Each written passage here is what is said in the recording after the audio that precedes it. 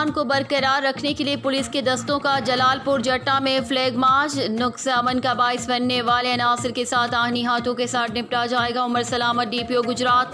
तफसीलात के मुताबिक डीपीओ गुजरात उमर सलामत की ज़ेरे क़यादत ज़िला में अमन और अमान की फ़ज़ा बरकरार रखने के लिए जलालपुर जट्टा में फ्लैग मार्च किया गया। फ्लैग मार्च में सदर सर्कल पुलिस और एलियट फोर्स के दस्तों ने शिरकत की।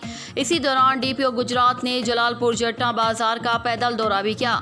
बाजार विजिट के दौरान डीपीओ गुजरात ने शहरियों और ताजिर बरादरी से खुसूसी गुफ्तगू करते हुए कहा कि अवामुन्नास की जान माल का तहफ़्फ़ुज़ मेरी अवलीन तरजीह है और फ़राइज़ में शामिल है। इस फ़र्ज़ की अदायगी के लिए तमाम वसाइल बरोकार लाए जा रहे हैं। नुक्स अमन का बाइस बनने वाले शरपसंद और कानून शिकन अनासिर के साथ आहनी हाथों के साथ निपटा जाएगा।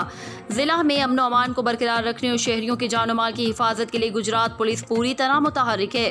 रिपोर्ट मलिक नवीद आवान, गुजरात।